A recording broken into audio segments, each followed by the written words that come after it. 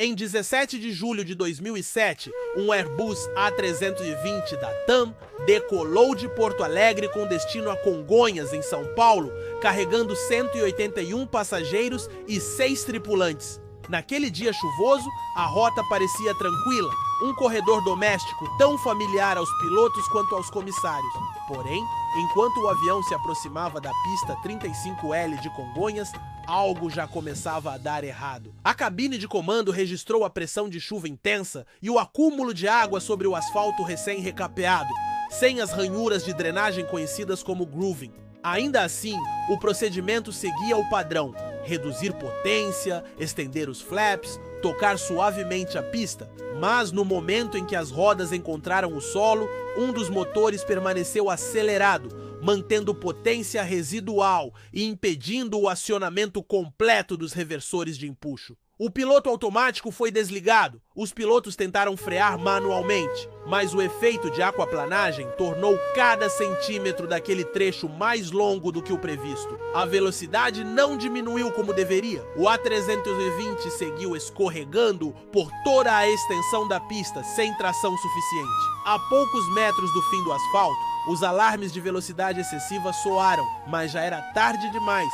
O avião rompeu a barreira de contenção, avançou sobre a Avenida Washington Luiz e se chocou violentamente contra o prédio da TAM Express e um posto de combustíveis. Em menos de 30 segundos, a aeronave foi consumida por um incêndio de proporções inimagináveis, que se alastrou rápido demais para que a maioria dos ocupantes pudesse reagir. As chamas iluminaram a manhã cinzenta, revelando um cenário de destruição. Pedaços de fuselagem espalhados pelo concreto, combustíveis escorrendo como lava e dezenas de corpos carbonizados. Em solo, transeuntes, funcionários do aeroporto e equipe de bombeiros correram para auxiliar, mas o fogo avançava com tanta fúria que foi preciso recuar e reagrupar.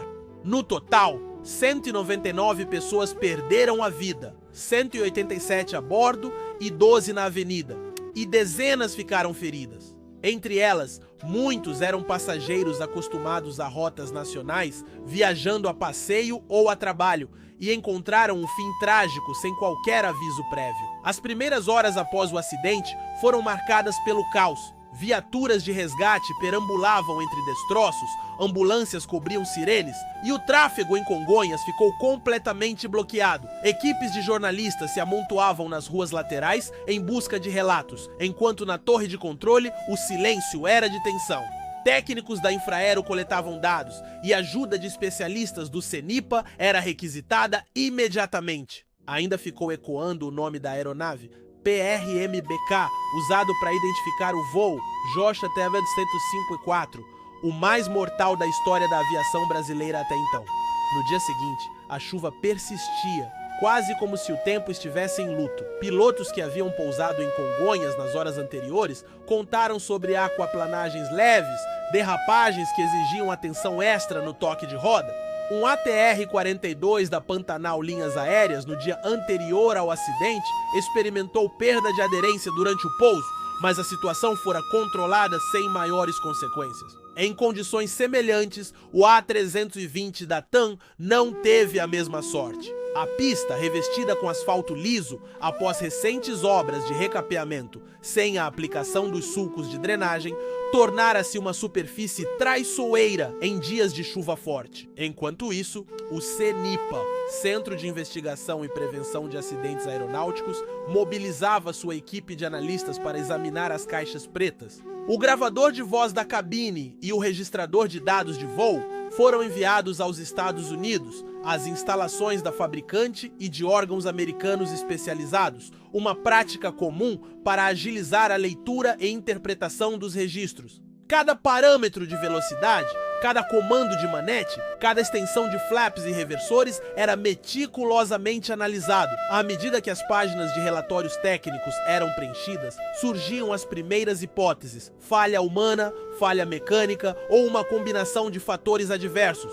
Dias se passaram até que o laudo preliminar indicou que, no momento do toque, um dos manetes de potência permanecera na posição TOZA, Take Off Go Around, ao invés de idle, reduzindo a eficácia dos sistemas de frenagem aerodinâmica. Os spoilers, que deveriam ter sido estendidos automaticamente, não foram acionados em sua totalidade, reduzindo ainda mais o arrasto. A combinação entre motor no modo de decolagem e pista encharcada potencializou a aquaplanagem, transformando o freio em mero atrito de borracha contra a água. Os pilotos argumentaram que seguiram os procedimentos padrão, mas o sistema de alerta sonoro que identifica manetes mal posicionados não soara.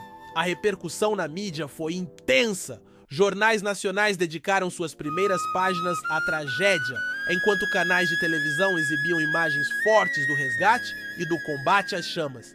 Debates surgiram sobre a responsabilidade da Infraero em manter as pistas seguras, sobre a pressão de horários de voos em aeroportos urbanos como Congonhas e sobre a necessidade de ranhuras de drenagem em todas as pistas de alto tráfego. Parlamentares chegaram a convocar audiências na Câmara dos Deputados, questionando medidas de segurança e cobrando reformas urgentes. Em setembro de 2009, quase 2 anos após o evento, o relatório final do CENIPA foi divulgado. Nele, ficaram claras 2 hipóteses principais: a falha humana no posicionamento do manete e a condição degradada da pista. Além disso, o documento apontou como fatores contribuintes a ausência de área de escape em Congonhas, o conhecido stopway, que poderia ter reduzido o alcance do avião, e o fato de o A320 não possuir sistema automático de reversores de empuxo tão eficiente quanto modelos posteriores. O relatório trouxe 83 recomendações, entre elas a instalação de grooving em todas as pistas de Congonhas, a revisão dos procedimentos de pouso em pista molhada, o desenvolvimento de alertas sonoros mais eficazes para manetes e a proibição de pousar sem reversores operantes. As medidas foram implementadas em larga escala. Em meses, a pista 35L recebeu as ranhuras de drenagem que substituíam o asfalto liso por sulcos que evitam o acúmulo de água. Novos treinamentos obrigatórios passaram a incluir simulações específicas de pousos em condições adversas. A Agência Nacional de Aviação Civil, ANAC, revisou os limites de peso para pouso em Congonhas, estabelecendo margens de segurança maiores. E a TAM, hoje Latam Brasil, reavaliou seus protocolos internos, reforçando a checagem dupla de manetes antes do toque de roda. No âmbito jurídico, o comandante e alguns funcionários da Infraero chegaram a ser indiciados, mas, ao longo dos anos, as ações penais foram arquivadas em razão de falta de provas conclusivas de homicídio culposo. Já as famílias das vítimas moveram dezenas de ações civis contra a TAM e a Infraero, resultando em acordos de indenização que compensaram financeiramente, mas não apagaram a dor. O acidente tornou-se símbolo de debate sobre segurança e responsabilidade, e seu legado moldou a aviação brasileira nas décadas seguintes. Hoje, quase 2 décadas depois, infelizmente não há registro de acidentes aéreos fatais envolvendo aviões comerciais no Brasil desde aquele 17 de julho. O choque de reais consequências provocou mudanças profundas. A lição aprendida com o voo J94 salvou vidas ao longo dos anos. Cada sulco de grooving instalado em Congonhas e em outros aeroportos é uma garantia a mais de que o erro humano ou mecânico não resulte em tragédia. Sempre que um piloto repousa as rodas sobre a pista molhada, a memória viva daquele A320 que escorregou, servindo de alerta para que ninguém mais subestime a combinação de chuva, asfalto liso e procedimentos imprecisos. Enquanto isso, sobre a Avenida Washington, Luiz ainda se erguem o prédio da TAM Express e o posto de gasolina reformados, porém, marcados pela lembrança do dia em que o céu de São Paulo se tornou palco de um choque devastador. As homenagens às vítimas se renovam a cada ano, e as homenzinhas amarradas em postes e as flores jogadas no monumento improvisado carregam as histórias daqueles que saíram de casa para viajar e nunca mais voltaram. Esta tragédia mostrou que a segurança na aviação é fruto de múltiplos elos: piloto, companhia aérea, infraestrutura aeroportuária, órgãos reguladores e até condições climáticas. Se um desses elos falha, todo o sistema se compromete. Foi um alerta brutal que levou a avanços tecnológicos, a regulamentos mais rígidos e a uma cultura de segurança cada vez mais colaborativa. Recontar o acidente da TAM em Congonhas não é apenas reviver uma tragédia, mas celebrar a mudança que surgiu a partir dela.